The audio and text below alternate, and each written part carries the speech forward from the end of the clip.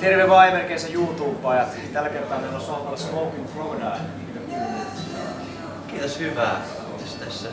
Te pääsitte semifinaaleista jatkoon ja Suomen finaali on seuraava. Miltä se tuntui? Oliko se selkeä juttu vai tuliko se ihan yllätyksiä? No, tavoite oli aluksi päästä siitä ekasta karsinasta jatkoon ja sitten sen jälkeen kaikkea vaan voittoa. Kyllä siinä pieni tunne oli, että ei päästy jatkoon ainakin. Ei mulla perjantaina, mutta toisin käy. Kyllä. Miten te valmistaudutte finaaliin? Kovaa treeniä vai jotakin taikatemppuja vai? Siellä on se raati siellä ylhäällä, että yleisen lisäksi en voi näistä vakuuttua, että raati, jos te haluatte voittaa ja päästä mukaan. No, sijoittaa sen laini kuntoon, katsotaan mitä suoritetaan ja sitten vedetään sitä.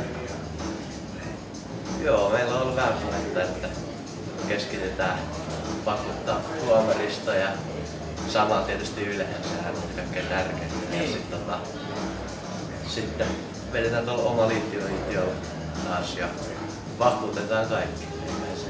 Rennosti vaan niin yhdessä siinä. Kyllä, rennosti vaan ja vakuutetaan kaikki. Se on ihan hyvä. Hei, Smoking Crocodile myös Suomen finaalissa 9.5. Nostumissa.